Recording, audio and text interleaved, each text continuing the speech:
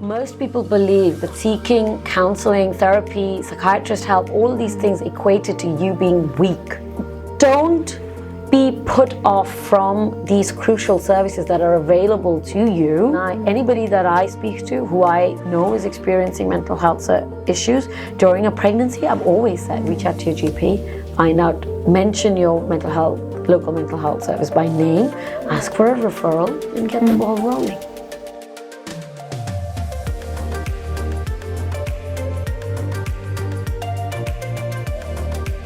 Hello and welcome to West London NHS's podcast, and today we're talking with the perinatal team on International Women's Day. I'm Darshita, I'm one of the occupational therapists in the team, and I'm with Kate. I'm one of the perinatal nursery nurses and OT apprentices working in perinatal service, and today we're joined by Swagata Sen. I'm a service user of the West London Perinatal Mental Health Services. Great, thank you. And if anyone doesn't know, the Perinatal Mental Health Service works with anyone that is pregnant until 18 months postnatal, and we can offer various different group and one-to-one interventions such as talking therapies, support with infant-parent relationships, support with maternal roles, offering peer support and groups, and medication management too. We're a team of professionals from specialist different backgrounds and a very diverse staff group as well, including various different ethnicities, races and sexes. Yeah, and I'm a perinatal nursery nurse, so a lot of my role is kind of based around supporting that parent-infant relationship. We know it's really, really common for women and birthing people to struggle to get to know their babies or their infants in that first year, 2 years. We know that actually about 1 in 4 women and birthing people struggle with their mental health in that time, and that can range from postnatal depression all the way through to things like anxiety and schizophrenia, bipolar disorder, and kind of a broad spectrum in between those as well. So yeah, it's really common, hence why there's loads of people working to support people. So yeah. And I guess a really lovely thing about our service is that we have something called Experts by Experience, where there's essentially a group of people who have been under the care of us and under our services before, who are essentially now the experts, and are here to kind of share their journeys, and that's why we have Swagata with us today. Yes, so I am part of the Experts by Experience group. When I joined it was really great to hear that the service was inviting people with lived experience of mental health conditions who have used the perinatal services to form part of a sort of focus group, if you will, in a way which can then help advise, the service of what our needs have been, what could be done further to help women and birthing people like us. So yeah, I've had a really fascinating time being part of the Experts by Experience group. That's amazing. And I think one of the common themes that we try to work within the service is that kind of you guys really are the experts, like we have lots of doctors, lots of psychologists, OTs, nurses, and a range of other people in the service, but really we're just trained in a certain clinical background. You guys are the ones that have lived that experience. So yeah, I wonder whether it might feel okay for you to tell us a little bit about your story, a little bit about what brought you to the service and your journey, really. Yeah, sure. So I have bipolar affective disorder type 2. That's my diagnosis. What that essentially means that I have bipolar mood swings from one extreme to the other, but my highs are not characterized as mania. So I'm sorry, it's a bit technical, but I think it's just useful to clarify that. So what I have is hypomania. My episodes are hypomanic, which have certain characteristics, and then the other side is depressive.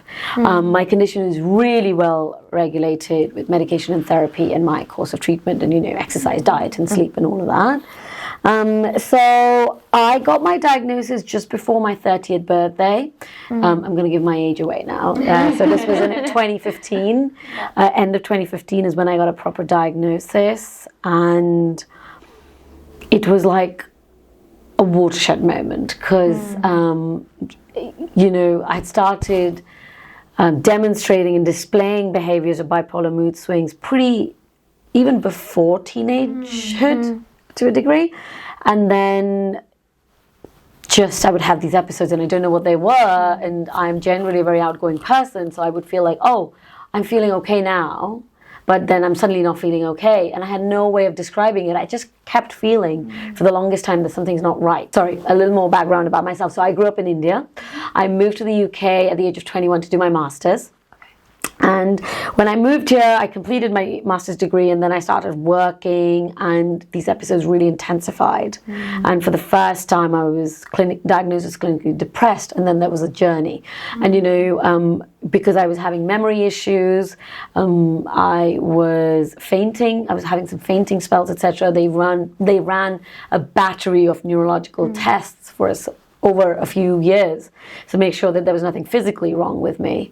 So up until 2015, so I finished my master's in 2008, and I got diagnosed in 2015. Wow. So that was 7 years, and then before that, these episodes. So it was well close to like 18 years almost. My experience with the illness, and then I got diagnosed, and I felt that all makes sense now. Yeah.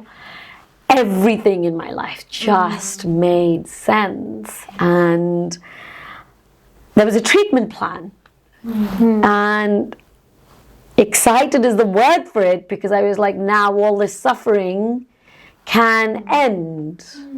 That was my first thought, and it's not true that it ends, but at that moment when I got diagnosed, when Dr. Nehru's from the West London Mental Health Service diagnosed me, and my husband was there and I was there, and he said, I actually thought I had ADHD because I was having lots of focus issues. Fog, my brain fogs were horrendous at work. My work quality would suffer, when I had these episodes, and I was like, it was like an epiphany. Yeah. It all makes sense. And then it was like, obviously when you are grappling with issues that come with dealing with a mental health condition, your relationships suffer, and there's all of that. So my husband and I finally were able to work through a lot of things, that my illness was bringing on. He's got anxiety issues, so that was coming into the play, and our wounds were interacting a bit and all of that. But the point is that we were able to set that aside and say, okay, now we can finally do what we wanted to do for a long time, which is try for a baby. And I started planning my pregnancy with my psychiatrist at the time.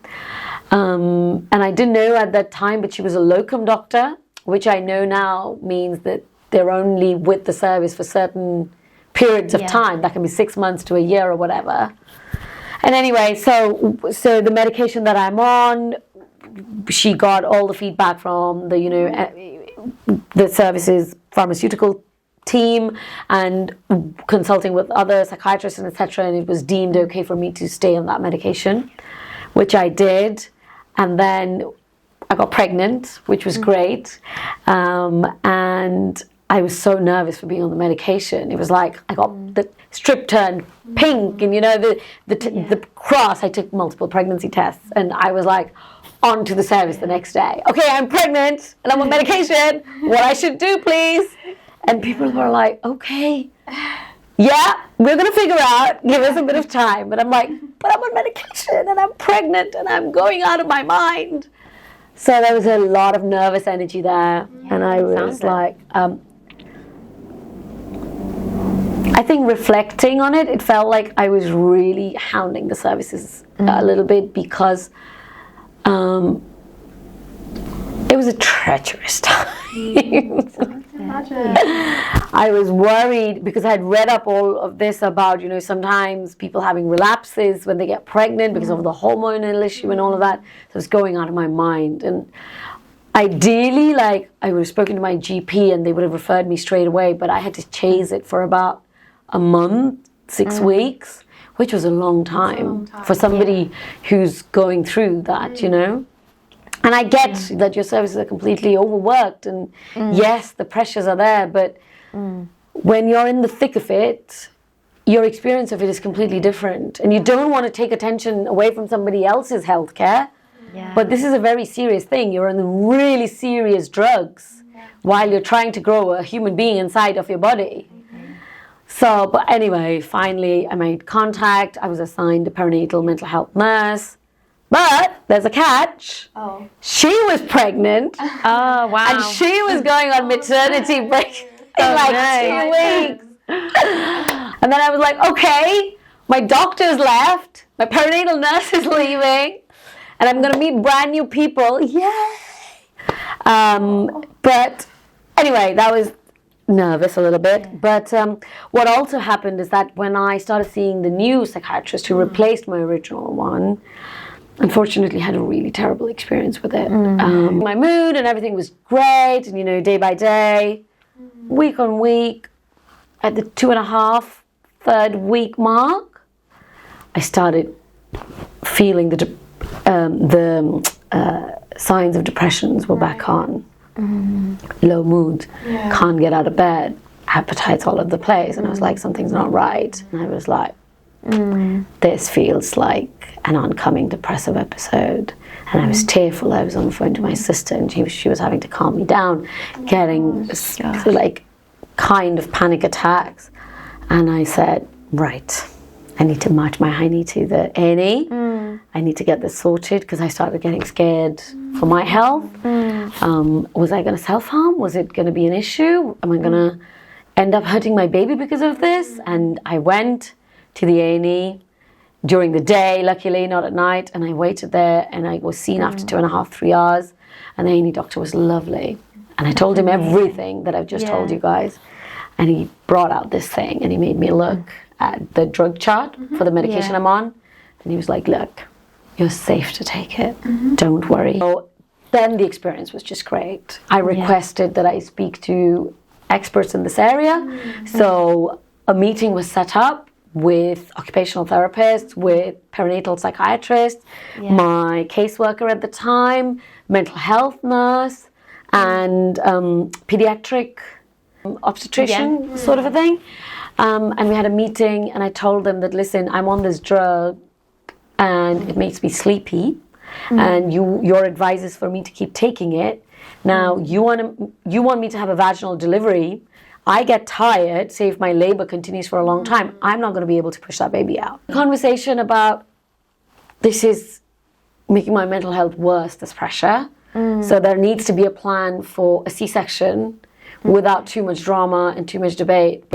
So when my mental health nurse on maternity leave, Angela was my mental health perinatal nurse. Do you guys know her, right? Yeah.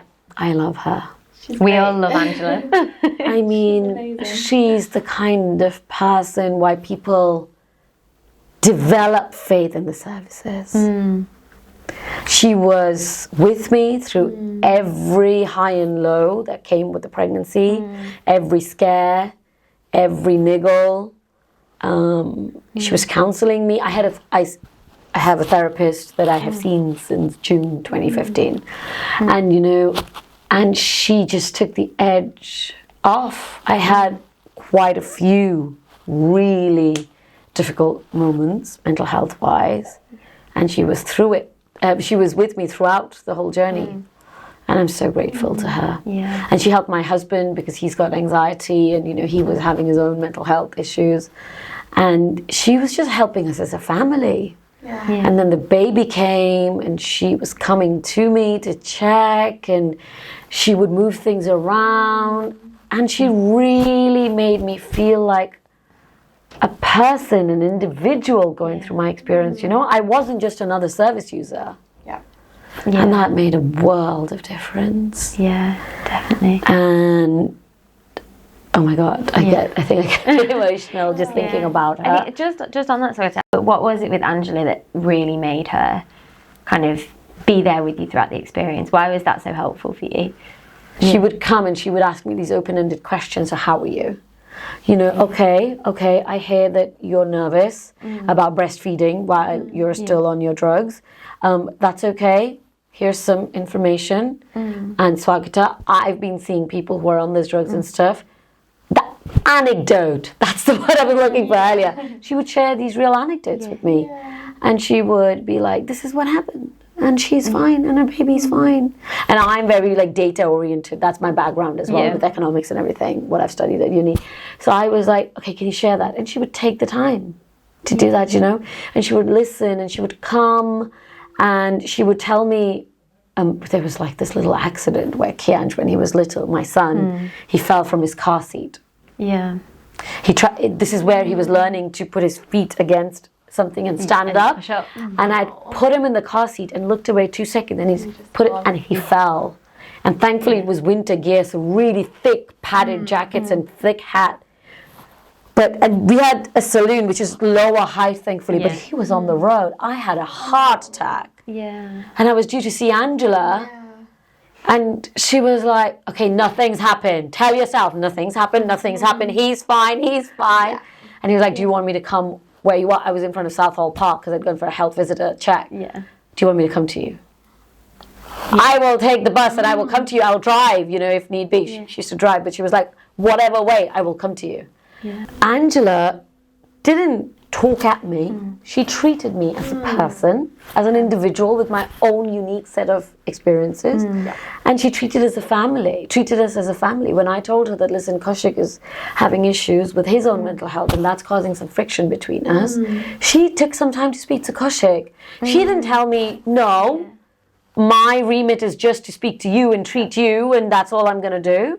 She saw the broader picture. She saw that she cannot help a mother and baby if the partner is not, you know, he doesn't have his bearings about him. So Kaushik needed a little bit of help there, which she offered, you know, some tips, etc. And that really made a difference, you know. And that was just brilliant. So I'm so grateful. And see, this is why I think, and this is what I tell my friends and family, I'm like, physical health, mental health, you have to be in the driver's seat all the time. You cannot depend on a doctor or another medical professional to really understand what you're going through if you're not articulating it. You might be a shy introvert person, write those things down, hand that over, you know. But don't be put off from these crucial services that are available to you because of some bad experiences. Because this is what I have learned, that there are people, and the service as a whole, I found it really responsive. When I wrote that letter to the clinical lead, and I said that I need to change my psychiatrist, he listened to me. He didn't call me up and say, no, that's not possible, you know? And that was a breakthrough in my mental health journey. I've stayed on, and anybody that I speak to who I know is experiencing mental health issues during a pregnancy, I've always said, reach out to your GP, find out, mention your local mental health service by name, ask for a referral, and get the ball rolling. So that's a bit about my story. Not a bit, a lot about my story. So thank you so much for sharing your story. I thought now we could move on to a bit of myth busting. Yeah, I'd love to bust some myths. Let's do that. Go through them. So we've got a couple here. So the first one is postnatal depression and baby blues are the same thing. They're not. Yeah, so, and I credit this fully to Angela, but I did not have any PND at all. With my bipolar, I was deemed a very high risk. So I had a lot more contact with Angela that I could. And I honestly believe that I could have developed PND, postnatal depression. I didn't have any baby blues, luckily. Having my son was such a therapeutic experience. I can't even express it in words, to be honest. Great. But also staying in touch with Angela and she coming over, her trying to nip things in the bud, you know, this is how you're feeling. Okay, let's talk about it some more. Where is it coming from? A bit of talk therapy, a bit of signaling that if you feel you need any more help with medication, shout. Or, you know, like, are you exercising? Are you eating? What are you eating? Are you staying hydrated well enough? You know, that kind of stuff. A new family has a lot of challenges. You know, a couple with no experience of a baby, first-time parents. Luckily, one of my friends had told me this. She had said, you know, when our baby was born, me and my husband used to fight like cats and dogs. And that stayed with me. And see, this is the power of sharing. Because she told me that, and because another friend then told me that, and another friend told me that, it seemed completely normal. So I wasn't catastrophizing every single argument that I had with Kaushik about, let's cover him up, let's take the blanket off, he's cold, he's hot. I mean, you have inane arguments, you know? Like a third person would be like, I cannot believe that. But when you're in the moment and you're both trying to do what's best for the baby, you will have different opinions. And luckily hearing that it is normal, you know, that other people have had it, I would just tell Kaushik, you know, this is normal. Don't read too much into it. We're supposed to argue like cats and dogs. So it's not a big deal. So yeah, I credit the fact that I had such a great mental health nurse who helped me through that whole journey. Yeah, that sounds good. And I guess just to clarify as well between the differences between them both. So baby blues would be ones that situations where they might last to up to a few hours each day and until 14 days postnatal. Whereas postnatal depression can last much longer than that. It could be several months and even up to a year or longer. And some of the symptoms might be a bit different. Whereas baby blues, we might be finding ourselves quite tearful or kind of stressed or kind of fatigued as well. And PND on top of that would be kind of maybe more heightened emotions, heightened stress, quite severe low mood and any kind of negative thoughts of detachment from baby too. And then number 2. Yeah, so that kind of leads quite nicely on. I think number 2 is having postnatal depression or struggling with my mental health means that I am a bad parent. So yeah, I want to switch it over to you, Swagata. What's your experience of this? It's a constant thing. I think it's just parenthood. You are constantly worried that you're not doing the right thing.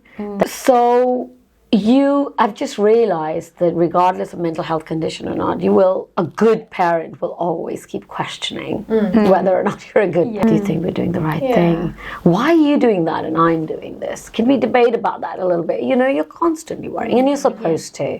So I think kind of that it is a really common experience and that really normal thing to feel like we're not doing enough or like we're not doing the same thing, and that having kind of a mental health condition doesn't change that conversation around why are we doing something different, because everyone parents in a really different way.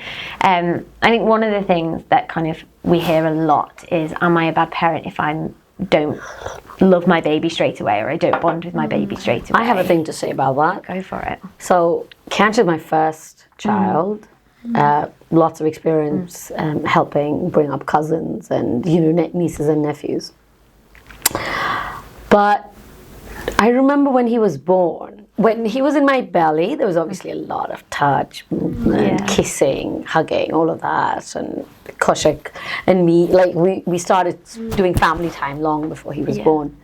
But when he came, and on Instagram I'd read about this women and birthing people wanting to nest, and nesting syndrome, getting the house clean and all of that. I read about it on pretty reputable pages. They were talking that sometimes you have this intense feeling of wanting to protect your child from the very beginning, and you know, it's inexplicable, that feeling and stuff. And he came out and I'm drugged, coming out of anesthesia, all of that, my own medication, and I'm thinking, where's the spark? Yeah. This is still pretty normal. Where is that intense snowballing of emotions that I'm supposed to feel? Definitely. I think that's really important to highlight, because I think a lot of people have this perception that when they have the baby, there's this Disney Disney moment with like love and kind of this fairy dust moment where we just feel overcome with joy. But you know, like you said, you were kind of on a lot of drugs, and I think that's so real, because you know that those conditions, being completely exhausted, just having had major surgery or kind of been through kind of a vaginal birth, you know, those conditions are not conclusive to falling in love with someone. And if you think about, you know, kind of falling in love with a partner or like boyfriend or girlfriend or whatever, I think you don't fall in love with them straight away. Yeah. You know, you have to get to know them. You have to kind of get to know things that you love about them, things that you... I had intense anxiety.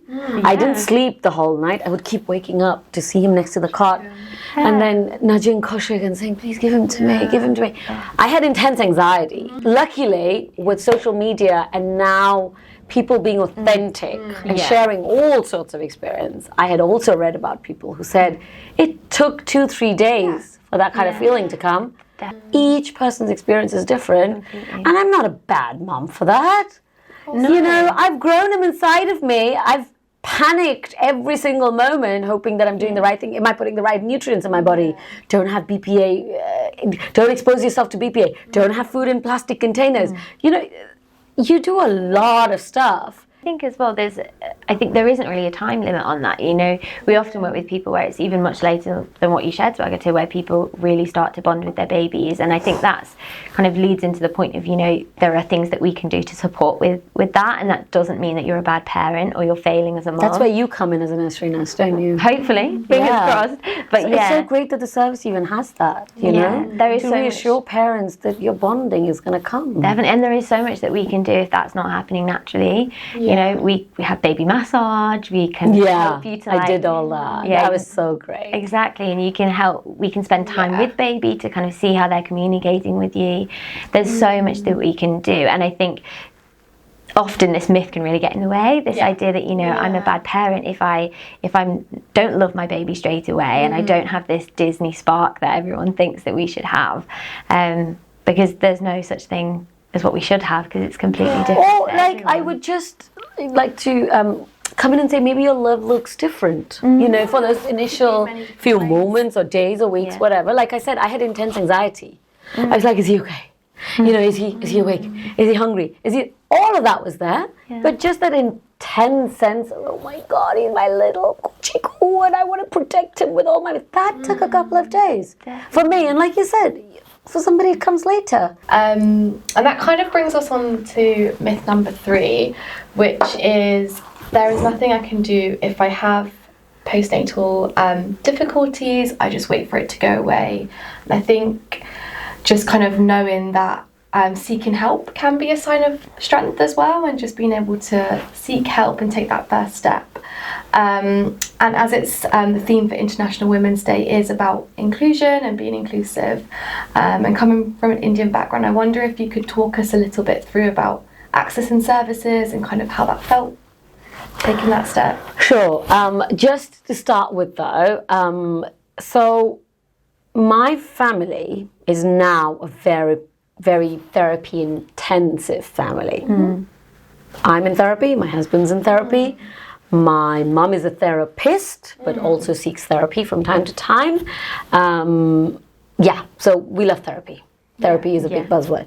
But, you know, when I was younger and when I still grew up coming from India and in the times, because when I talk to my British friends here, for example, or my American friends, Americans are luckily much more open about it and they reach that point a lot sooner. But my British friends, for example, they have a similar experience. I think it's to do with the time we grew up in. Most people believe that seeking counseling, therapy, psychiatrist help, all these things equated to you being weak. And as an Indian, there's additional taboo with that. It's even worse, even now in India. I mean, the conversation's opening up. Most people are still think that therapy is a thing that the weak seek out, that when you take psychiatric drugs, and there's a reason, because the older generation psychiatric drugs were really not as effective, is to make people sedated, and, you know, it didn't really help. But science has moved on from that. But there's a lot of legacy issues that those experiences have left on society. And like taking medication is a very hush-hush thing. You know, people don't do it. Don't tell people I'm doing that. And whenever people are coming, hide all evidence of it, you know. And it's ridiculous. Yeah. because nothing matters more than your mental health, your child's mental health, your happiness as a family, your partners. Definitely. I think that's important to say as well. I think the link between our mental health, we know that really does impact our little ones as well. Yeah. And that can be quite scary, but it can also be a really positive thing, because if our children are seeing us looking after our mental health, hopefully then they're going to grow up and are able to do that for themselves. So, and another thing that I've experienced is a lot of my friends, when I told them about my bipolar and how I was pregnant and how I took the medication throughout the pregnancy, they tried to scare me a little bit. They were like, oh, I heard from so-and-so that their friend's baby got taken away because they had, and I had to I've evolved as a person who doesn't interrupt other people's experiences as such, but I was like, that's a myth. And I was like, actually, that's not true. Yeah. Nobody's going to take your baby just because you have a mental health condition. They will ask you if you need help, and if you're really, really ill, they'll help you put it. We now have mother and baby units here, where, I did a lot of research about that because I was afraid that what's going to happen if I suddenly get ill. So I know racism and sexism and all of that has been a really strong part of the British Asian culture here. And there is genuine fear that we will be treated differently. But the fact is it's not. The service is evolving because the service providers are evolving. I mean, the thing we talked about, the experts by experience, look at that. They want to invite people, and every meeting we're like, we'd really love to have some more diversity, Absolutely. And that is what I'm telling you is what I'm hearing on the ground. So, yeah. Absolutely. Yeah, I just want to jump back to what you said before about that fear of kind of my baby being taken away, because that is a really common thing that we hear. And I think, like you said before, Josh, that it's actually coming forward for help is more of a sign of strength rather than a sign of vulnerability. And in our service now, we have social workers that are embedded in our team that work with us, who know the social care system really, really well, and they can help to kind of support on both sides with mental health and on the social care side. Are they the well. caseworkers? They can be, they can be. So it's they know the system very, very well. And then we also work really closely with social care as well. It's not just kind of someone is gonna come in as soon as you say that you're struggling. It's not like that at all. It is very much support based. That's the way people think, I think. And I think it's important to say that it's for child protection in abusive situations, right? I mean, forget people with mental health conditions. The system will step in to help a family in the start when a child is at risk. Now, if somebody's child is at risk from abuse, then of course that child needs to be protected. But somebody who's vulnerable and ill, I mean, why would somebody take away their baby? It's highlight that, isn't it? Just mental health doesn't equal risk to child. Yeah, I think that's kind of the ethos of our service too, is just to kind of work with the family. So it's kind of the parents and the infant and whoever's involved. So I hope people listening today can really take that away and say that even if the worst happens and you fall seriously ill and your baby cannot stay with you for whatever reason for a brief period, your partner will be supported by us. I mean, I think that's going to be such a relief to hear. Yeah, I hope so. Thank you so much for sharing your story and all of the myth busting. It's been really, really great to hear and really inspiring just seeing your journey and hearing about it today. Thank you. And I guess just to kind of highlight to others if they are thinking about seeking out help, where they can get help from. So like we said, our service covers 3 boroughs, so it's Ealing, Hammersmith and Fulham and Hounslow.